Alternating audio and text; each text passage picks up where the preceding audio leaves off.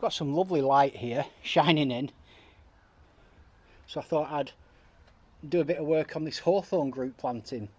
Now, I've never done anything on this since I put this together, and what these basically were leftovers from one of my root over rock compositions.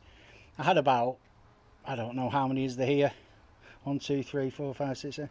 There's about 10 trees in this, and I just stuck them in a pot. They've got some quite interesting movement, which is not to everybody's taste.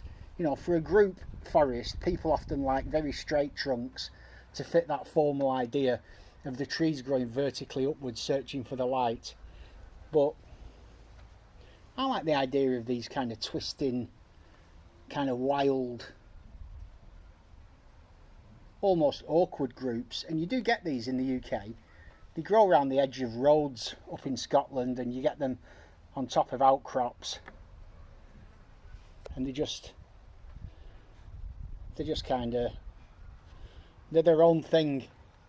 In many ways they don't really make sense, but what I've managed to do is get this tree, for example, at the edge pointing outwards slightly, so it has got that natural feel of it growing out towards the light.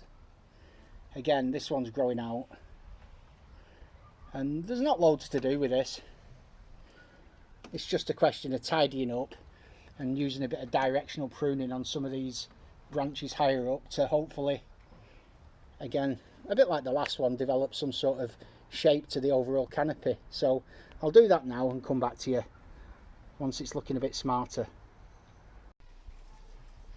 So she's pruned up, and I'm really happy with how this has gone. What I've decided to do is, instead of going for one overall canopy, I've gone for several smaller kind of groups of trees.